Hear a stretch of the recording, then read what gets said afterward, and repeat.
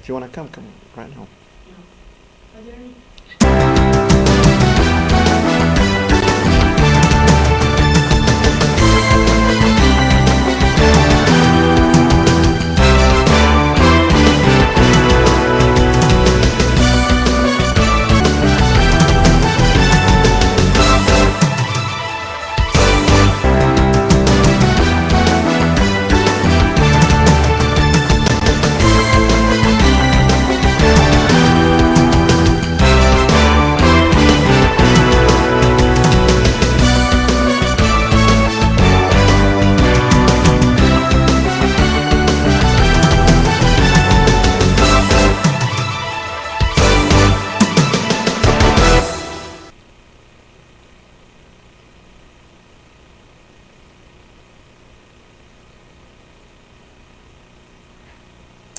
Good evening and welcome to Current Issues. I'm your host, Hesham Tillawi.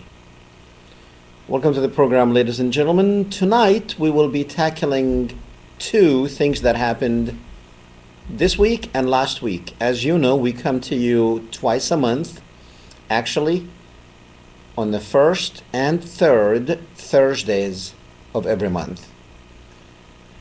It's kind of nice. I like it that way. That way I do have 1 week on, 1 week off. It works perfect. So first and third Thursdays of every month, we will come to you. The two things that happened in the last 2 weeks. Number one, the meetings at the UN. The United Nations, the General Assembly was meeting, and everyone who wanted to talk came to New York. All presidents and kings and princes and everybody. Obama talked, Netanyahu talked, Ahmadinejad talked, and you've probably seen some of those speeches there at the UN. The Palestinian president, Mahmoud Abbas, everybody. I mean, you had people, it was nothing but 3 days of talking and talking and talking, as if these people just could not write each other messages or send their ambassadors or something, but they do have to come to the United Nations to speak. We will be tackling the Netanyahu speech actually later on in the hour, but first the debate. Last night, it was the first presidential debate. We haven't seen one of those in 4 years. And I don't know if we were ready to see one or not, but there was some strange things that happened last night. I don't know if you noticed, but Romney won. Well, at least that's what everybody says. And when I say everybody, this is the first time that you see everybody agreeing, Democrats and Republicans, liberals and conservatives, everyone in the media agrees that Romney won, and won strong. But did he? Or was he set up? Now, did you notice? Did you notice how Obama spent the whole night, well, at least the 90 minutes of debate, when Romney was talking, Obama had his eyes on the ground. You've seen it. That was all night long. Now, did that come out of nothing, or was it planned? Was this planned? Because when Romney was talking, he was looking at Obama, and I think Romney took the bait too. He swallowed the bullet. Now, Obama did what he was told. Lose the game. Lose the debate. Now, you know why I know it's a conspiracy from the Democrat? Number one, this is not the Obama we know. Just watch out for the next debate. This is not the Obama that we know. This guy, I don't know who this guy was last night, but he was as if he was on something. There was so many things that he was supposed to do, but he did not do it. But we have some pictures from 2008 debate with John McCain, and you can see, he's looking at him in the eyes. Now, we have other pictures for Obama, the one we know, the Tiger Obama, if you wish. It's, this is Obama. Now, he didn't do any of this last night. He did not do any of this last night. Now, this is the Obama we know.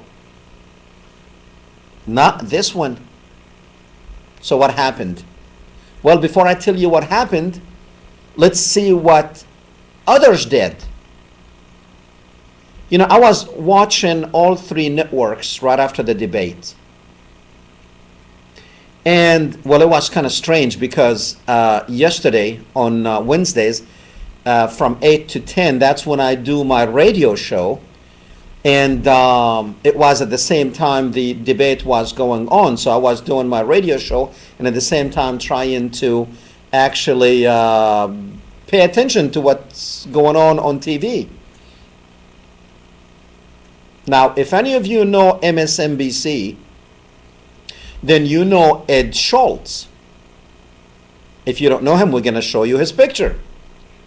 Now, you remember Ed Schultz. MSNBC, this is the Obama network. This is the network that's very much, it defends Obama and everything he does. It's like you can call it, this is Obama's network. And Ed Schultz, that's Obama's mouth. So Ed Schultz, right after the debate, he rips into the president. He criticized the president. Now, you never seen Ed Schultz criticizing the president, but he did, severely. And I was shocked. It's like, wait a minute, I know people lost their jobs from MSNBC because they criticized Obama. But, and MSNBC, it's run out of the White House. So to see Ed Schultz come right off the bat actually ripping into the president. And then everybody else on MSNBC doing the same thing. And then it's when I thought, well, wait a minute. It's not just Ed Schultz. Because I am sure whatever they're doing, they have to actually clear it with the White House. They have to clear it with their bosses. And all of them could not be criticizing the president the way they did. And then you get James Carville.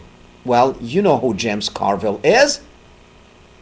This is the Democratic strategist. This is the numero uno that they depend on.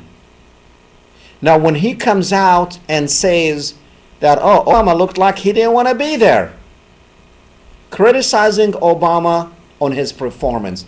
Now, this guy here, he protects Obama. He defends Obama. So you might have thought, wait a minute, I mean, didn't you find it strange that, okay, Fox Network criticizing the president, we understand where they're coming from. CNN kind of going halfway, that's fine, but MSNBC criticizing the president, it doesn't happen. But it happened last night. Now, why did it happen last night? In such a way where it was pre-designed. And then Bill Maher, he made a joke about the president. He should have had his teleprompter with him. So he did not have his teleprompter. Anyway, so you can see, and many of them, everybody in the media was actually criticizing Obama. Well, why? Very simple. Very simple. The first debate, you let the other guy win. You accomplish more than one thing. Number one, Obama and everybody and the media and almost everybody think that the presidency is in the pocket. We already got that. It's in the sack. It's slam dunk that Obama's going to win. So many of his financial supporters, they're not paying. Many of his wider supporters thinking, you know what, he's going to win. So they're not out there organizing. Because many of the people that Obama depends on, they think that he's got it. They're certain that he will be the next president of the United States. But the Obama camp wants them out there mobilizing. Now, how do you get them mobilizing? By getting Romney, bring him up to be a viable threat, and you get your people out there mobilizing, thinking that, well, wait a minute, he's going to lose the election unless we get up and do something. And the donors, unless we get up and do something. But the main thing in this whole thing is, and it's a game, it's a game. You bring your opponent up, and that's what the media did. Now, don't think the media is on the side of Romney. Yeah, maybe Fox Network is. But the majority in the media, they're the ones who elected Obama because of the media. And he has that support this time around too. So right now, they all jumped on him. What the heck did you do? Make it look like that Romney really is a strong guy. Because, you know, to defeat your opponent, you don't make him small. You make him big, even though you know that he's small. That way, just like we did with Iraq, just like we did with Saddam.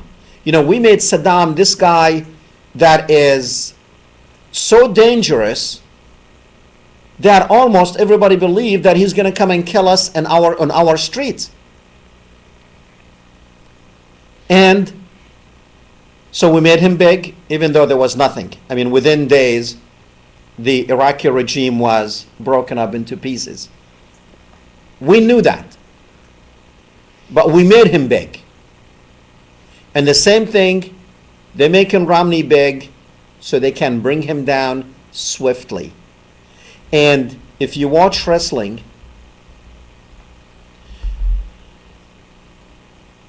before you slam your opponents to the floor, to the ground, you have to raise them up. You raise them up, then you body slam them onto the ground or the stage, whatever. That's the two things. Get Obama's supporters to mobilize, thinking there's danger here. Get his supporters to start paying, and then bring Romney up to bring him down, and bring him down fast and swift. In my opinion. Because you're not going to see, this was designed, this was by design. This was not just something that happened. You don't see MSNBC criticizing Obama, period. And that should have been the giveaway right there. Wait a minute, something is wrong. Because if what happened last night happened for real, you will not see Obama spending the whole night looking on the ground. Did not defend any of this. He did not attack. The one who was attacking and being aggressive is Romney. Now, I don't know if Romney caught on, the game that they were playing. I don't know if he did and he played it and enjoyed it. But that's exactly what was going on. Now, you will see a different Obama in the next debate. This is the Obama you're going to see in the next debate. And remember, James Carville does not criticize Obama. These people will not dare to criticize him for real. But when it's part of the game, then yes. Now, how many people actually talked about this game? I haven't heard anyone talk about this game. But you need to look for those things because, on TV, they kind of drug you out. because you believe everything that you see. And I'm sure if you saw the debate, I'm sure you saw there was something is wrong. What's wrong with Obama? Well, you should have questioned that. Nothing wrong was wrong with him. He did exactly what he was told to do. Anyway, well, the next segment, actually, it's going to be for the United Nations and what happened at the United Nations. But I want to play something where the Israeli Prime Minister in 2009, his speech to the United Nations, what he said, and then we will tell you what he said this time around. But let's go ahead and see Netanyahu from 2009.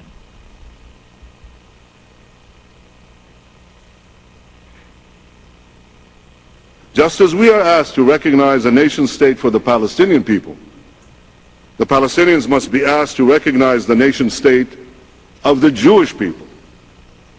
The Jewish people are not foreign conquerors in the land of Israel. It is the land of our forefathers. Inscribed on the walls outside this building is the great biblical vision of peace. Nation shall not lift up sword against nation. They shall learn war no more. These words were spoken by the great Jewish prophet Isaiah 2,800 years ago as he walked in my country, in my city, in the hills of Judea, and in the streets of Jerusalem. We are not strangers to this land. This is our homeland.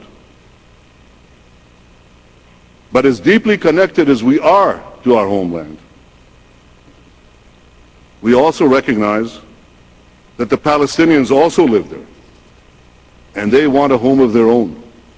Okay, stop. We want to live side by side with it.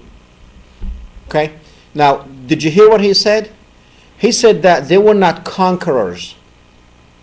And he said that this was the land of their forefathers. Okay?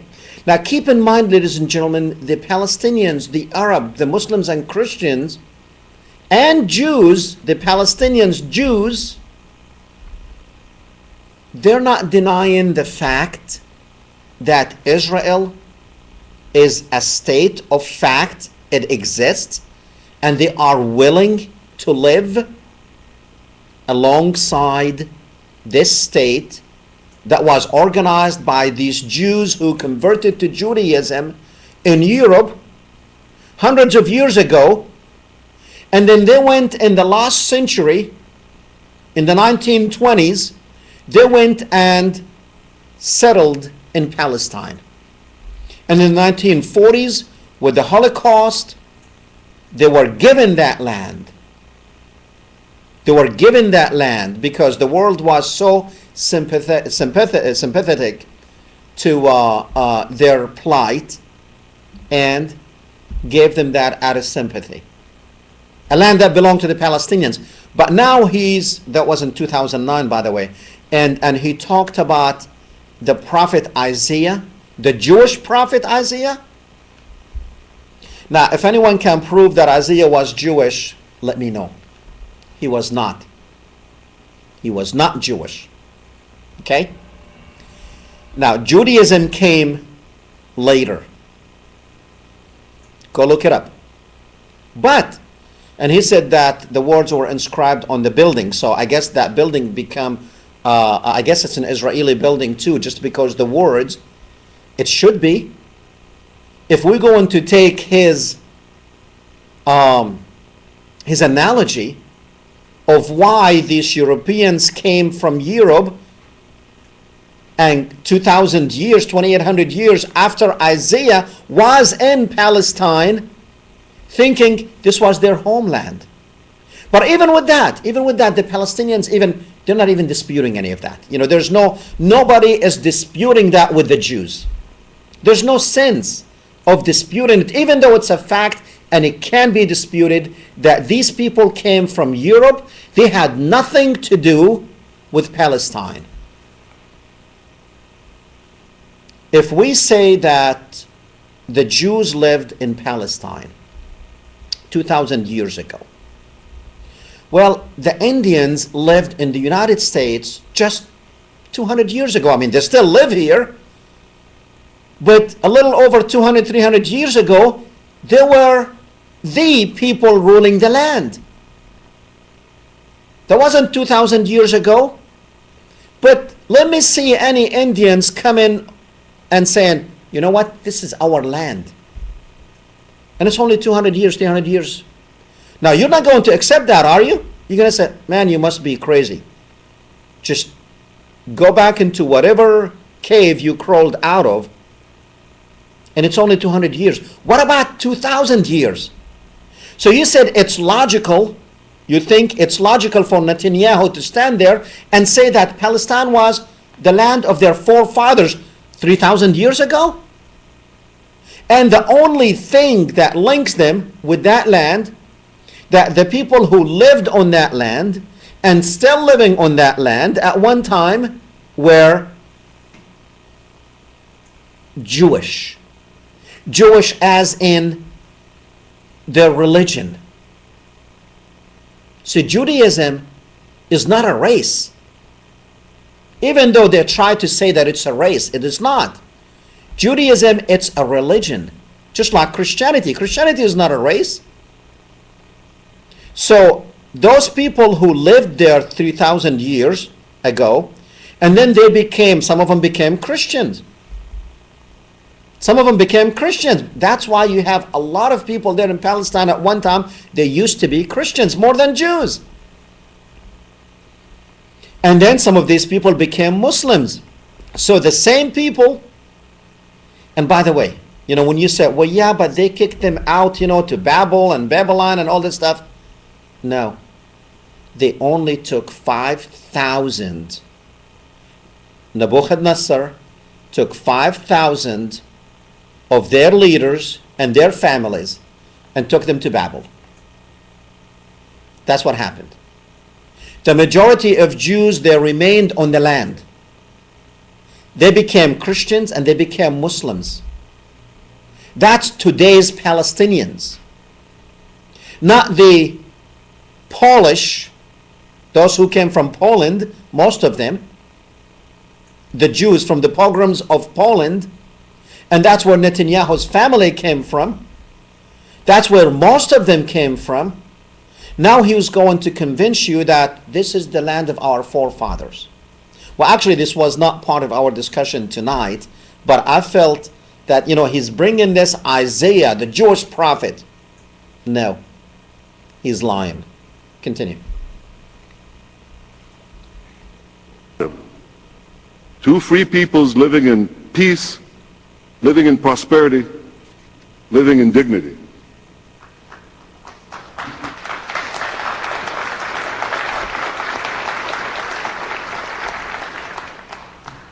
Peace, prosperity, and dignity require one other element.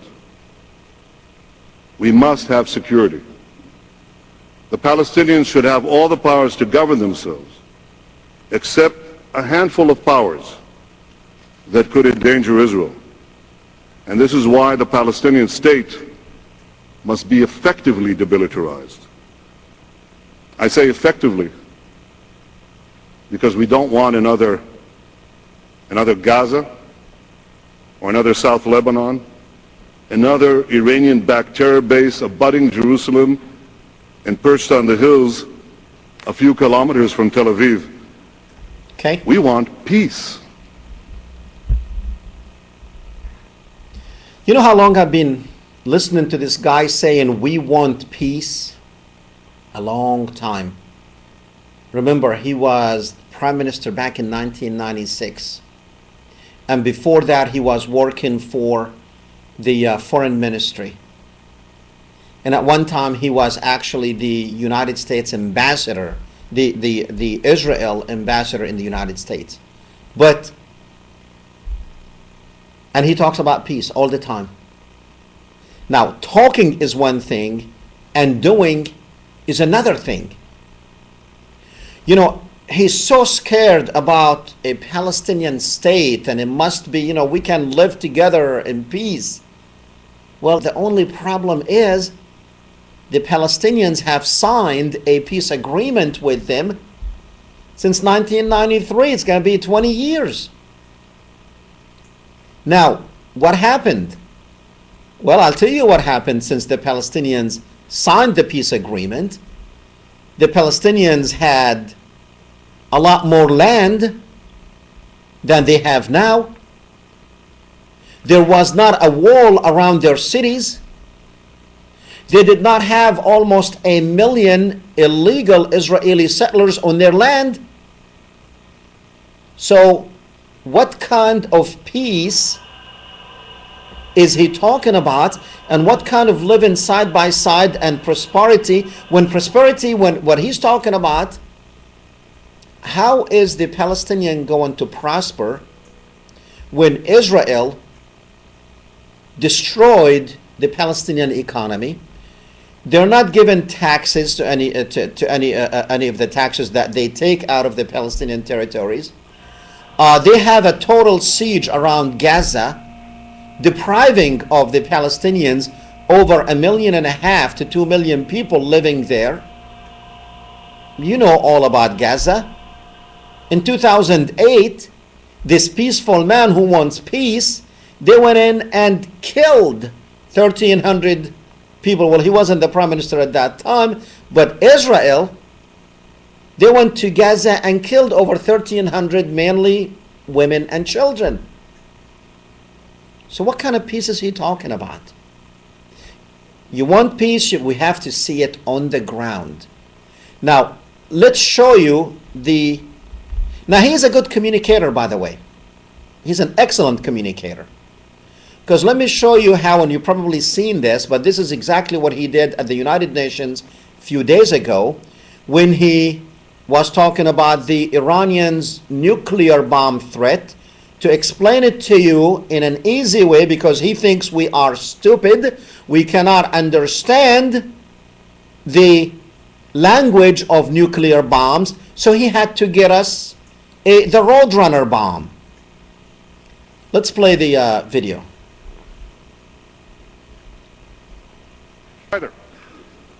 So in fact, the only way that you can credibly prevent Iran from developing a nuclear weapon is to prevent Iran from amassing enough enriched uranium for a bomb. So how much enriched uranium do you need for a bomb? And how close is Iran to getting it? Well, let me show you. Brought a diagram for you. Here's a diagram. This is a bomb. This is a fuse. And this is your brain on the fuse. In the case of Iran's nuclear plans to build a bomb, this bomb has to be filled with enough enriched uranium. And Iran has to go through 3 stages. The first stage, they have to enrich enough low enriched uranium. The second stage, they have to enrich enough medium enriched uranium. And the third stage and final stage, they have to enrich enough high enriched uranium for the first bomb. Where's Iran? Iran's completed the first stage. Took them many years, but they completed it, and they're 70% of the way there. Now they're well into the second stage. And by next spring, at most, by next summer, at current enrichment rates, they will have finished the medium enrichment and move on to the final stage. From there, it's only a few months, possibly a few weeks, before they get enough enriched uranium for the first bomb. Okay. Ladies That's and good. gentlemen, what I've told you... Now, when I was watching that, actually, I was thinking the Roadrunner is going to come across, screeching through. But really, this guy thinks people are stupid. Number one, that was at the United Nations. So all these people who were sitting in front of him that he was supposedly showing, they were kings, presidents, foreign ministers. It was like the government of the world who understand where Iran is with its nuclear bomb, nuclear program, where Israel is with its enormous nuclear arsenal that they have. They understand the threat, but yet he wanted to give them a Roadrunner Coyote type of bomb to show them. Now that wasn't really a message for the people there sitting at the United Nations. That was supposedly a message for you when you see it and you see, because you don't understand nuclear bomb. So he wanted to show you how it looks like. And even the fuse, he had a fuse lit. A cartoon bomb. What he should have done actually is showed you what that man and what Israel is capable of. When they killed all these Palestinians in Gaza, he should have held a picture showing you what they did in Gaza. And we had made a picture, we put a picture together to show you what he should have shown at the United Nations, what they have done in Gaza. That's what they should have done. They should have shown the world and said, look, this is what we did in Gaza in 2008 at a Palestinian school. But he didn't show you that. He didn't show you that. What he should have done is showed you what is left of Palestine right there. That's what he should have done. Now, does this look like to you, ladies and gentlemen, if you look on the pictures to the picture to the left, all that green there, in 1948, actually before 1948, before 1947, Palestine, all green, that is Palestinians and Arabs. And the white areas, that's where Jews have lived and owned land. The first one to the left.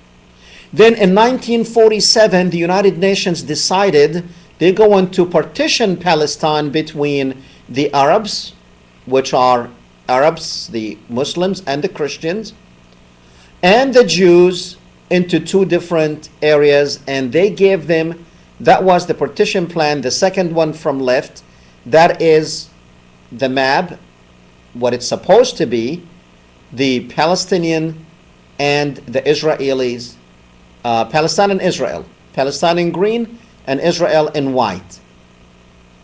Now with time, while Israel's still talking peace, and while Israel's still saying, we want peace with the Palestinians, well, they took more land. So now the third from left was the map until 1967. Now if you look at the last one there on the right, where his hand is, not much left of Palestine. So what is he talking about when he talks about peace? Who's he trying to kid? The world? No. Most people in the world know that these people in Israel are liars. Instead, I guess Bugs Bunny should have visited him at the United Nations. Oh well.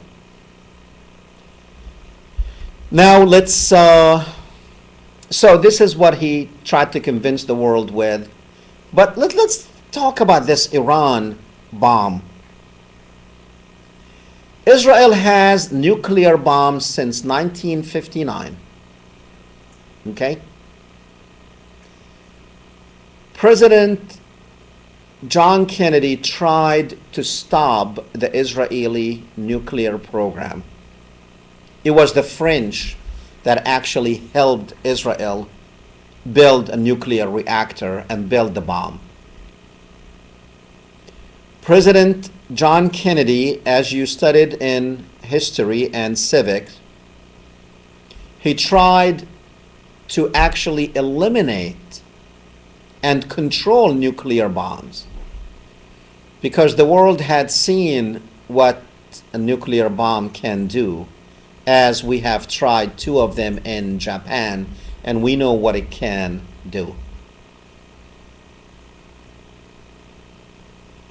So Israel, who has nuclear bombs since the 1960s, many of them, protected by the might of the United States, with thousands of nuclear bombs and nuclear warheads,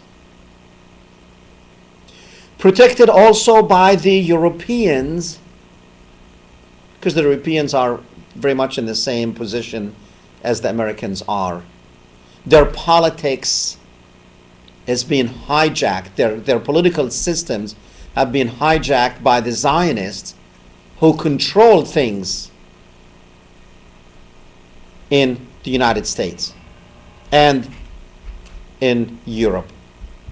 The political scene in Europe and the United States. I guess that's where 90% of the money is in the world. So what Netanyahu wants, just like they did before, he wants the United States to go and attack Iran. And Romney to be elected for the United States, to be the next United States president, he's willing to do that. Neither Romney nor Obama said anything about Netanyahu trying to drag the world into a catastrophe. Does Iran have a bomb? Our own intelligence assessment saying that if Iran builds a bomb, it's going to take them 10 years to actually build a bomb. But let's say they build a bomb, what are they going to do with it? What are they going to do? You know, just imagine yourself, you have one gun and you have a huge army in front of you with thousands of guns. Now, can you tell me, what can you do with that one gun? The only thing you can do with that gun, if you have it, is probably hold it to defend yourself. That's it.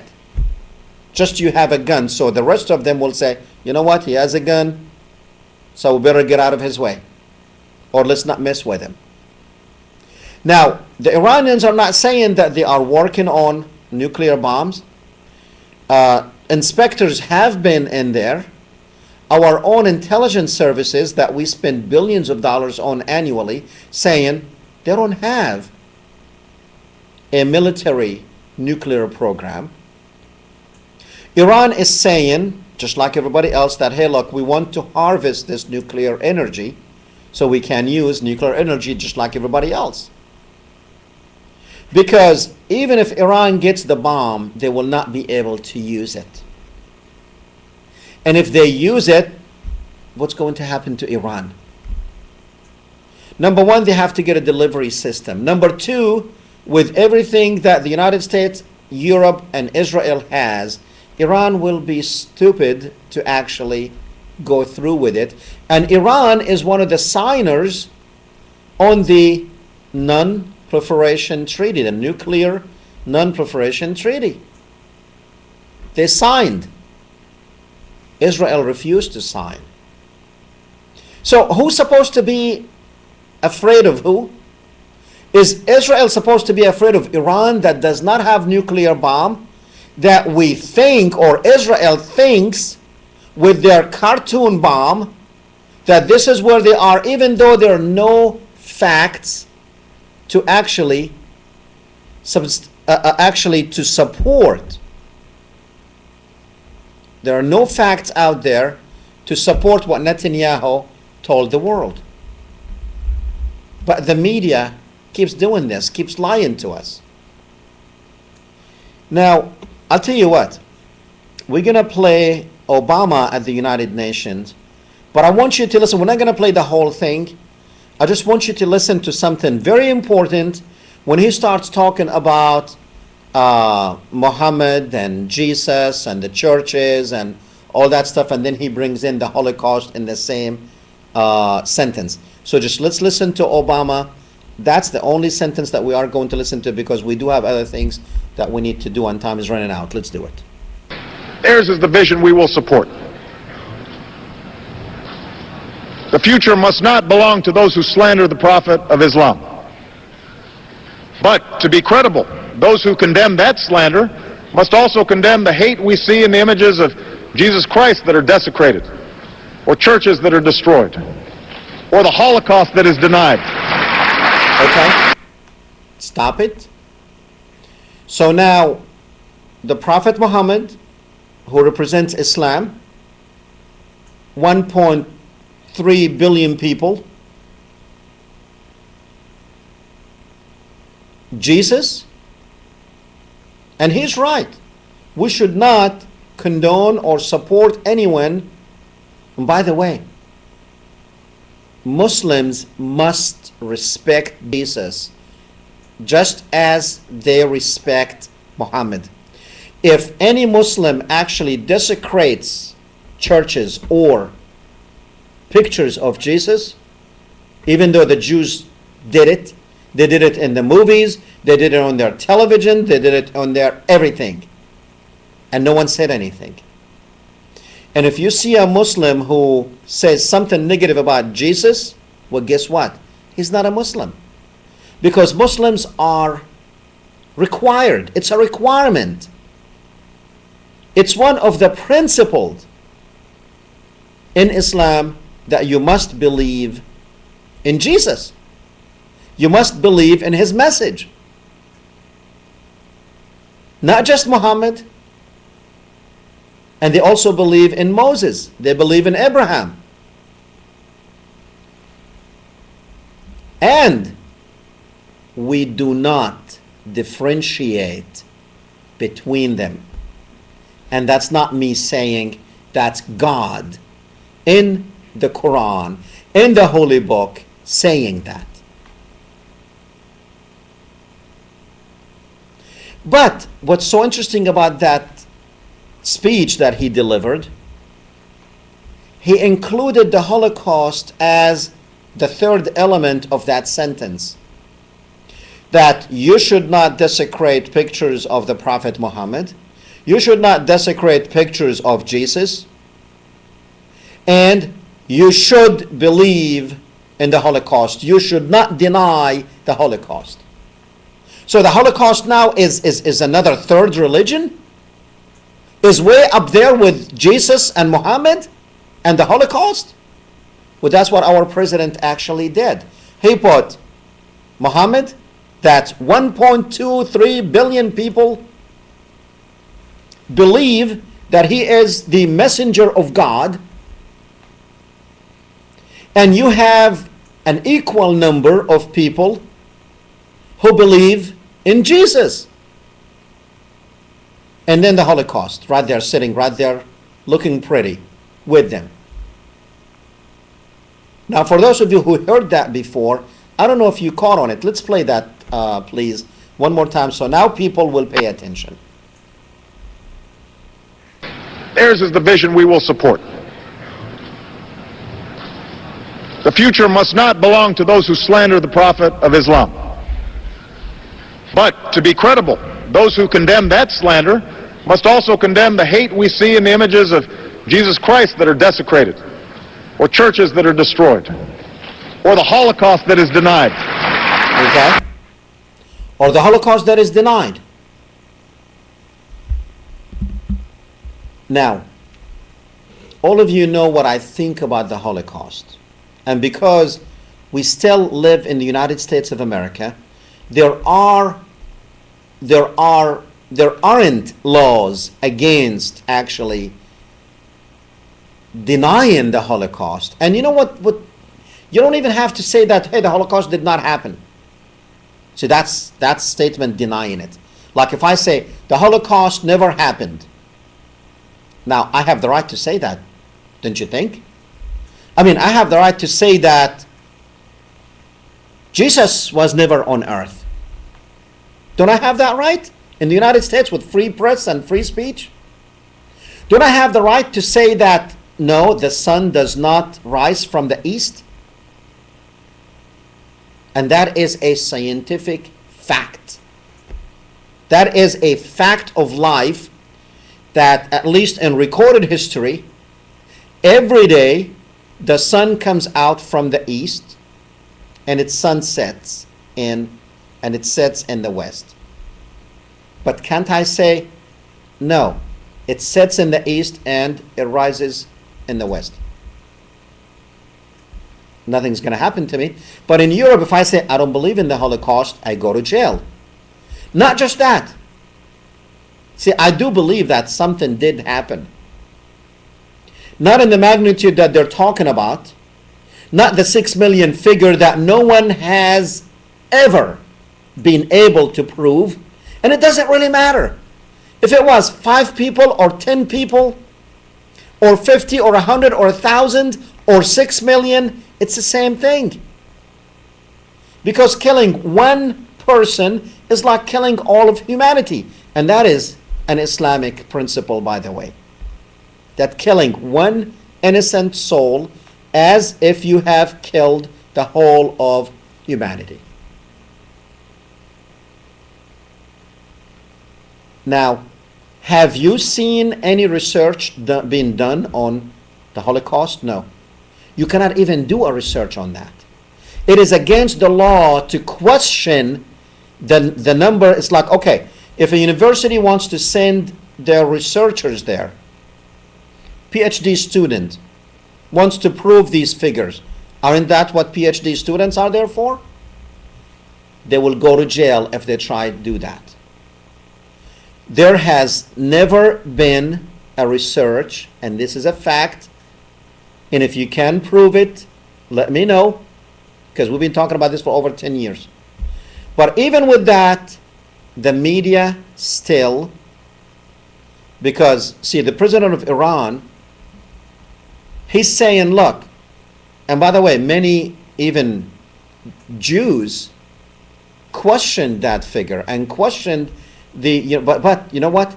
They are getting a lot of money and a lot of power because of the Holocaust. So if this Holocaust turns out to be not what they have been feeding us for the last 60 years, then they got a problem.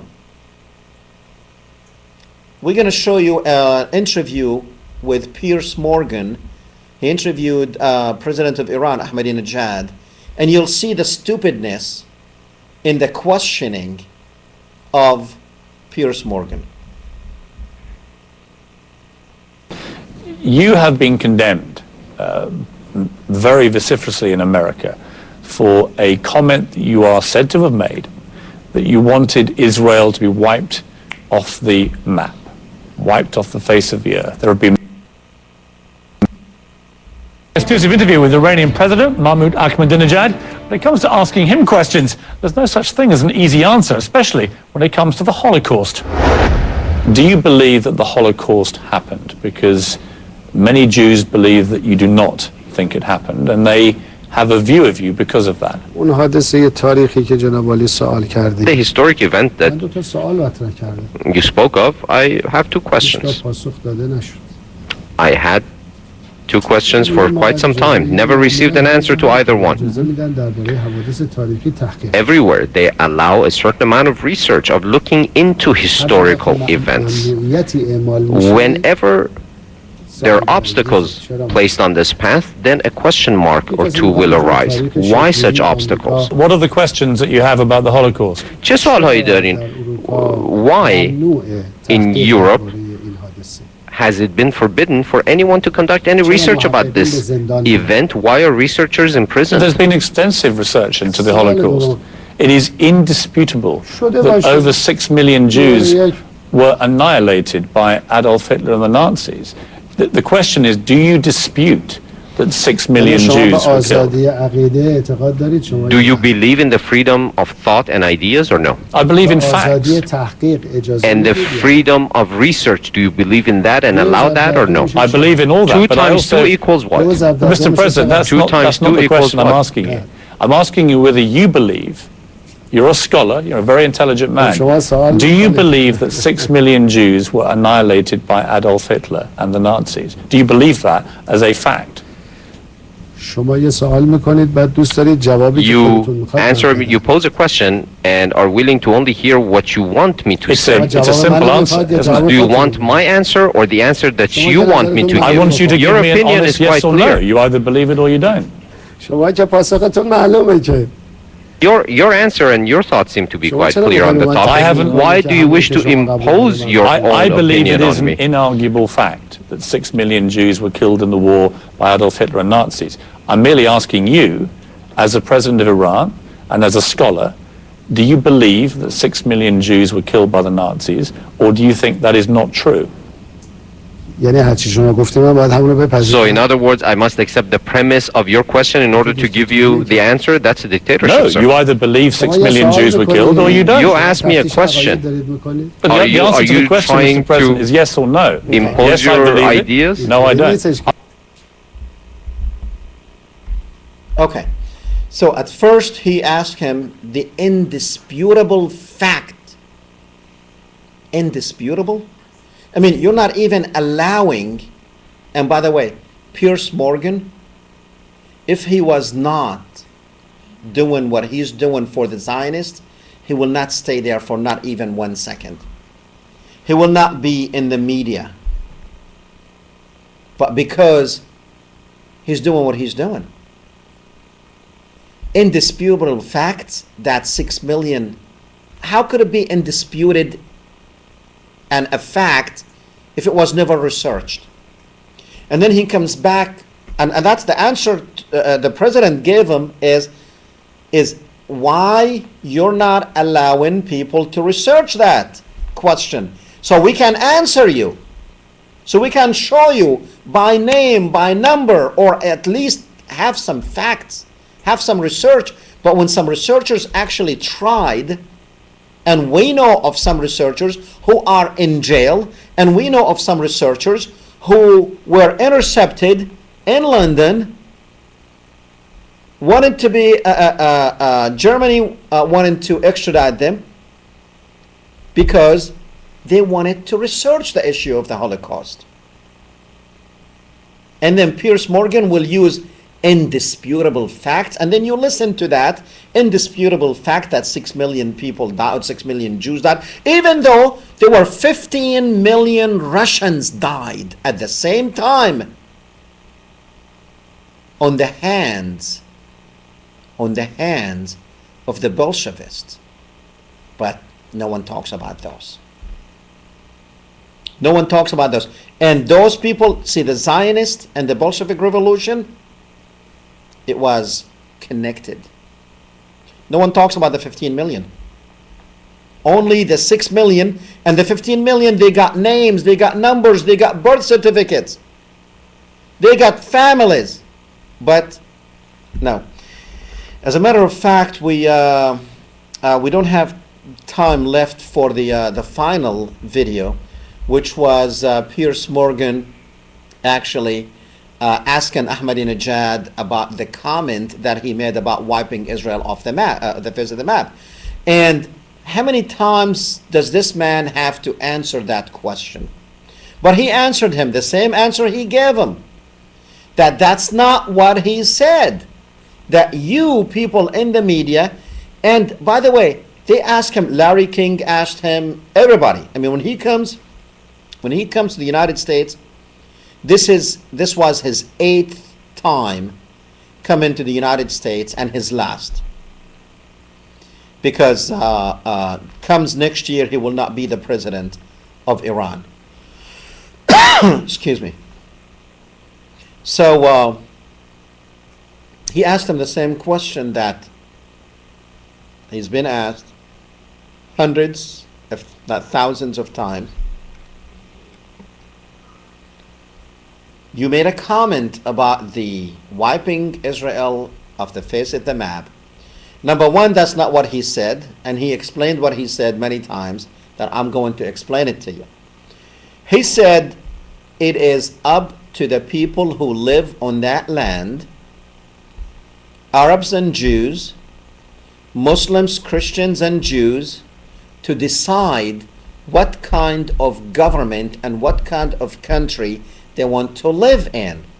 If they want to live in one country called Israel, then let it be. One country called Palestine, then let it be. One country called Israel for the Jews, one other country called Palestine for the Palestinians. Let it be whatever the people on the land decides. And that was his answer. Now, how does the wiping Israel off the map? If people decide, well, we don't want to call it Israel, we want to call it something else, that's why, and many countries were wiped off the map. One of them, the Soviet Union, got wiped off the map. The people are still there, and things are much, much better than what they were. He explained Yugoslavia, many. That's what he was talking about, but no one wants to take it because wiping Israel off the map actually serves their purposes. Anyway, that's all we have for you, and all we have time to say is good night. We will see you next Thursday. Next Thursday. Yay.